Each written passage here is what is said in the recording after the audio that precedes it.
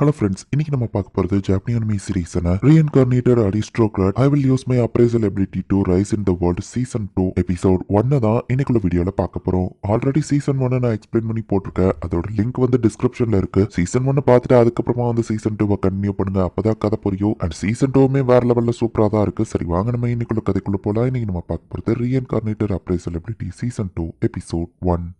போன சீசன்ல நடந்தது நிறைய கேப்பா நமக்கு எக்ஸ்பிளைன் பண்றாங்க. மீசானோட கவர்னர் இறந்ததுக்கு அப்புறமா அந்த மீசான் ஒரு யாருக்கு சொந்தம்னு அவரோட 2 பசங்க ஃபைட் பண்ணிட்டு இருக்காங்க. ரெண்டாவது பையன் வாஸ்க்மயர் கேபிட்டல்ல புடிச்சிட்டு உட்காந்துருக்கான். மூத்த பையன் கோரனுக்கு தான் நம்ம ஹீரோ சப்போர்ட் பண்றான். வார் ஸ்டார்ட் ஆக போது வார் கவுன்சிலுக்கு இவங்க எல்லாம் போயிட்டு இருக்காங்க. சார்லட் கீழே நம்ம ஹீரோ சொன்னா நீ மேல வாப்பா இங்க சூப்பரா இருக்குன்னு அவங்க சொல்றாங்க. என்ன பண்ணலாம் ரீட்ஸ் நம்ம ஹீரோ கேட்கவோ வார் ஸ்டார்ட் ஆயிடுச்சுன்னா என்ஜாய் பண்ண முடியாது, இப்போதைக்கு அவங்க என்ஜாய் பண்ணிட்டு விடுங்க அப்படின்னு ரீட் சொல்றான். சார்லட் ஃபர்ஸ்ட் டைம் அந்த இடத்துல ஓஷனை பாக்குறா. நம்ம ஹீரோ ஓஷன் பக்கம் போயிட்டு போலான்னு எல்லாரையும் கூட்டிட்டு வந்திருக்கான். நிறைய தண்ணி இருக்கா, அதை குடிச்சா ரொம்ப உப்பா இருக்கு, ஓஷன்னா இப்படிதான் இருக்கும் அப்படின்னு மிரேல் சொல்லவும் நீங்க இந்த மாதிரி நிறைய இடத்துக்கு போயிருக்கீங்களான்னு கேட்கவும் ஆமா வாழ்க்கணும் ஸ்னோவா இருக்கிற மவுண்டன் நிறைய இடத்த சுத்தி பார்த்திருக்கேன் அப்படின்னு சொல்லி மிரேல் சொல்றா. புது வேர்ல்ட் அண்ட் பிளேசஸ் பாக்குறதோட சந்தோஷம் எனக்கும் தெரியும், நம்ம ஒரு நாள் ஒன்னா சுத்தி பார்க்கலாம் என்ன அப்படின்னு நம்ம ஹீரோ சொல்றான். இங்க மீன் இருக்குன்னு ரோசல் கூப்பிடுவா போகவும் பீப்புள் மனசு நீ ஈஸியா கவர்ந்துருத்தப்பா அப்படின்னு மிரேல் சொன்னா. என்ன சொல்றா நம்ம ஹீரோ கேட்கறான். எனக்கு ஆம்லெட் ஸ்மெல் பண்றது பார்த்தா நானும் ஹாப்பியா ஹீரோ சொல்லவும் சும்மா ஃபயர் பிளாஸ்டா கடல்ல யூஸ் பண்ணி பாக்குறேன்.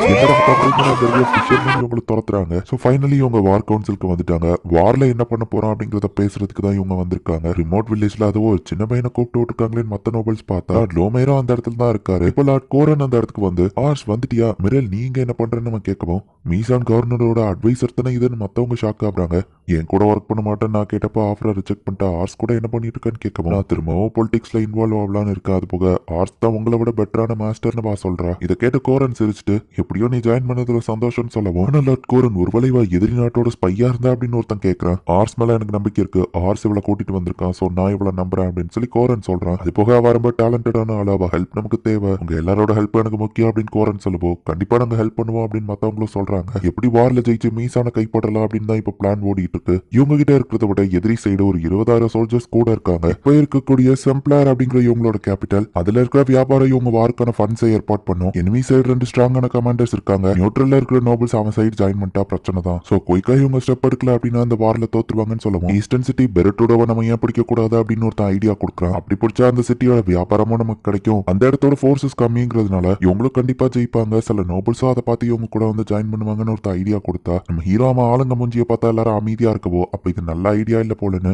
மிரேல்வா ஐடியாவை மத்தவங்க ஷேர் பண்ண நம்ம ஹீரோ சொல்றான். கொஞ்சம் பார்த்து மட்டும் பேசுங்கன்னு ரீட் சொல்றான். எல்லாரும் இங்க கவனிங்க, இப்போ சொன்ன நீங்க ஆப்ஷன் உண்மையிலேயே அதையா பண்ண போறீங்க, அப்படி பண்ணா நீங்க தோத்துருவீங்க அப்படின்னு மிரேல் சொன்னதை கேட்டு அங்க இருக்கிற எல்லாரும் கொஞ்சம் டென்ஷன் ஆகுறாங்க. உங்ககிட்ட ஸ்ட்ராங்கான ஆர்மி இருக்கலாம், பட் ஆனா அப்படி முட்டாள்தனமா செயல்பட்டு இருந்தீங்கன்னா கண்டிப்பா தோத்து போயிருவீங்க. எதிரி வாஸ்க்மயர் 100% வின் பண்ணுவான்னு தெரிஞ்சாதான் களத்துல இறங்குவான். அவன் வெயிட் பண்ற வரைக்கும் தான் நீங்க ஜெயிச்சிட்டு இருப்பீங்க. இப்போ அவன் வார ஸ்டார்ட் பண்ணா வாஸ்க்மயர் வின் பண்ணதான் 70% சான்ஸ் இருக்கு. நீங்க சொன்ன மாதிரி பெரட்டோட பிடிக்கிறதுக்கு ஆளுங்களை அனுப்புனா அந்த நேரத்துல இந்த இடத்த எதிரி நாடு பிடிச்சிட்டா அப்ப என்ன பண்ணுவீங்க? ரிட்டர்ன் ஆர்மி எல்லாம் வரதுக்குள்ள எருமி ஆர்மி ஓடி போயிருவாங்க.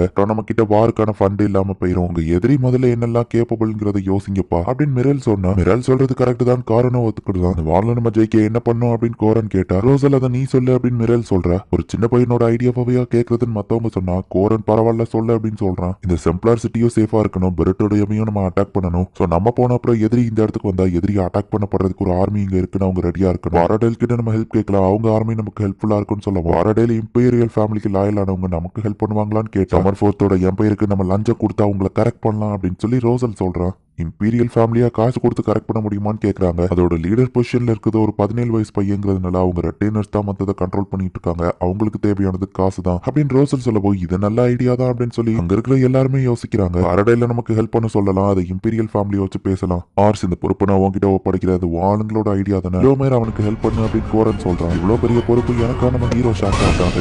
நம்ம ஹீரோவா அந்த பொறுப்பை அக்செப்ட் பண்ணிக்கிறேன். ரோசல் ஐடியா வேற லெவல்னு மிரேல் பாராட்டுறா. அப்படி இம்பீரியல் ஃபேமிலியை எப்படி ஒத்துக்கட வைக்கிறது அப்படின்னு இவங்க யோசிக்கும் போது நெகோசியேஷனை ஹேண்டில் பண்ண அந்த ஒருத்தரால தான் பெர்ஃபெக்ட்டா முடியும்னு எல்லாரும் யோசிக்கிறாங்க. யார் அது அப்படின்னு நம்ம ஹீரோ கேட்டா நம்ம ஹீரோவோட ஃபியான்சி லீஷியாவை தான் காமிக்கிறாங்க. எல்லாரோட ஆர்ஸ் கொடுத்த சீட் நல்லா வளர்ந்துருச்சுன்னு பார்த்துட்டு இருக்கா. நம்ம ஹீரோவை நேரில் பார்க்கவும் லீஷியா ரொம்பவே ஹாப்பி ஆகுறா. ஆர்ஸ் எப்படி இருக்கான்னு லீஷியாவோட அப்பாவும் விசாரிக்கிறாரு. ஒருனோட மிலிட்டரி வார் கவுன்சில்ல கலந்துக்கிட்டான்னு கேள்விப்பட்டேன், எல்லாம் எப்படி போகுதுன்னு அவர் கேட்கவா அதை பத்தி தான் பேச வந்திருக்கா நம்ம ஹீரோ சொன்னாரு. முன்னாடி நம்ம பேச வேண்டியது இருக்கு அப்படின்னு லீஷியா சாப்பாடு கொடுத்து ப்ராப்பரா வெல்கம் பண்றா. ரீட்ஸோ லீஷியா அப்பாவும் தனியா பேசிட்டு இருக்காங்க. ஆர்ஸும் என் பொண்ணும் அவங்கள மரியாதை வச்சிருக்காங்க, எனக்கும் அவங்கள மேல மரியாதை இருக்குன்னு அவர் சொல்றாரு. முக்கியமா ஏதோ பேச வந்திருப்பீங்க போல, பட் அவ ஆர்சை இழுத்துட்டு போயிட்டாலுன்னு அவர் பாக்குறாரு. இங்க இருந்து பார்த்தா என் மொத்த வில்லேஜும் தெரியுது இல்ல. இப்ப நான் கொஞ்சம் கொஞ்சமா என் வில்லேஜ் பீப்புள் கூட கனெக்ட் ஆக ஆரம்பிச்சிருக்கேன். உன்னோட டவுன் பீப்புளை நீ ப்ரொடெக்ட் பண்ற மாதிரி நானும் உங்களை ப்ரொடெக்ட் பண்ணணும்னு நினைக்கிறேன் அப்படின்னு லீசியா சொல்றா. உன்னை பார்த்து தான் நான் ரொம்பவே அட்மைர் ஆனேன் அப்படின்னு லீசியா ரொம்ப கிட்ட வரவும் நம்ம ஹீரோ ரொம்பவே வெக்கப்படுறான். இதுவும் நடக்குமோ நம்ம ஹீரோ யோசிச்சா உன் கிட்ட உன்னை காமிக்க மறந்துட்டேன் அப்படின்னு சொல்லி அவ கூட்டிட்டு போறா. நம்ம ஹீரோ கொடுத்த சீட்ஸ் எல்லாம் அவ நல்லா செடியா வளர்த்து வச்சிருக்கா. அதை நம்ம ஹீரோட்ட காமிக்கிறா. என்கிட்ட ஏதோ கேட்க வந்தீங்கன்னு கேட்கப்போ அது உங்க அப்பா முன்னாடி தான் பேச முடியும் நம்ம ஹீரோ சொன்னா. நான் என்ன பண்ணணும் நான் தான் டிசைட் பண்ணுவேன், என்கிட்ட டைரக்டா கேளுன்னு சொல்லவும் சோ இம்பீரியல் ஃபேமிலிட்ட இந்த மாதிரி நெகோசியேஷன் பண்ணணும்னு நம்ம ஹீரோ சொல்றான். அண்ட் அது ஃபாரின் லேண்ட்ஸ் வர நம்ம ஹீரோ சொன்னா சரினவா ஈஸியா அக்செப்ட் பண்ணிக்கிறா. இந்த ஹெல்ப்புக்கு பதிலுக்கு நீயும் எனக்கு ஒண்ணு பண்ணணும் அப்படின்னு வா சொன்னா லீசியாக்கு ஏன் ஹெல்ப் தேவைப்படுதா அப்படின்னு சரி கண்டிப்பா பண்ற நம்ம ஹீரோ சொன்னா. இந்த வார் முடிஞ்ச உடனே நீ என்ன கல்யாணம் பண்ணிக்கணும் அப்படின்னு சொன்னா சடனாவா நம்ம ஹீரோ கிட்ட இது சடன்லாம் இல்ல, உன்னை பார்த்த அன்னைக்கே நான் ஃபிக்ஸ் பண்ணிட்டேன். மொத்த வில்லேஜ் ஒரு ஹாப்பி ஃபேமிலியா இருக்கீங்க, அதுல நானும் ஒரு பார்ட்டா இருக்க ஆசைப்படுறேன் அப்படின்னு லீசியா சொல்றா. லீசியா என்ன ஜென்மனா லவ் பண்றா, எனக்காக நிறைய ஹெல்ப்போ பண்ணிருக்கா அப்படின்னு நம்ம ஹீரோ யோசிச்சு பார்த்துட்டு என்ன மன்னிச்சிரு, முதல்ல நான் அதுக்கு உன்கிட்ட கேட்டிருக்கணும், உன்னை இதை சொல்ல வச்சுட்டு சாரி, நம்ம இப்பவுமே கல்யாணம் பண்ணிக்கலாமா அப்படின்னு நம்ம ஹீரோ கேட்கறான். பார்த்த மொத நாள்ல இருந்தே எனக்கு உன்னை ரொம்ப பிடிக்கும், வார் முடிஞ்சு ரிலாக்ஸா கல்யாணம் பண்ணலாம் தான், பட் இந்த வார்ல என்ன வேணா நடக்கலாம், இப்போல இருந்தே நான் உன்னை ப்ரொடெக்ட் பண்ணணும்னு நினைக்கிறேன் நம்ம ஹீரோ சொல்லவும் சந்தோஷத்துல லீசியா ரொம்பவே கண் கலங்கிட்டு நீங்க என்ன ப்ரொடெக்ட் பண்ண வேண்டாம், நான் தான் உங்களை ப்ரொடெக்ட் பண்ணுவேன் அப்படின்னு லீசியா சொல்றா.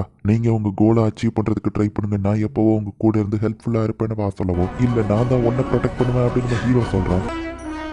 ஈவன் ஷேடோவா காமிச்சாலும் அவங்க என்ன பண்றாங்கிறது சில பேருக்கு புரியும். இது மேரேஜ் பண்ண போறீங்களான்னு அவங்க அப்பா ஷாக் ஆகுறாங்க. ஆமாப்பா நான் முடிவு பண்ணிட்டேன் அப்படின்னு லீசியாவும் சொல்லவும் என்ன எதிர்த்தே பேசாத ஒபீடியன்ட்டான என் பொண்ணு இப்படி பேசுறாளான்னு அவங்க அப்பா பார்த்துட்டு சரி ஓகே உன் விருப்பப்படியே பண்ணுமா அப்படின்னு சொல்லி அவங்க அப்பாவும் சம்மதத்தை கொடுக்குறாரு. ரொம்ப தேங்க்ஸுங்க அப்படின்னு சொல்லி நம்ம ஹீரோ சொல்ல வர்றதுக்குள்ள விருந்துக்கு ஏற்பாடு பண்ணுங்க அப்படின்னு சொல்லி அவங்க அப்பா சொன்னா. பட் அந்த நெகோசியேஷன் எதுவுமே பேசலையா அப்படின்னு ரீல்ஸ் கேட்கிறான். வெட்டிங் செரமனின்னு கிராண்டாலாம் வைக்காம சிம்பிளா இவங்க மேரேஜ் முடிஞ்சிருது. என் பேரோட அத்தாரிட்டியை கையில வச்சிருக்கிறது மினிஸ்டர் ஷாக்மா தன்னோட சுயநலத்துக்காக அவன் என்ன வேணா பண்ணுவான் அப்படின்னு ஃபார்ம் வந்து உங்களுக்கு இன்ஃபர்மேஷனை கொடுக்குறான். இந்த இடத்துல இந்த எபிசோட் முடியுது. ஸோ ஃபர்ஸ்டே இன்ஃபார்ம் பண்ணிட்டேன் இந்த சீசன் 2 ஃபுல்லாவே இந்த மாதிரி வார் கதையா மட்டும்தான் போய்கிட்டு இருக்கும். பட் அதுவுமே புரியுற அளவுக்கும் கொஞ்சம் சூப்பராகவும் தான் போகும்.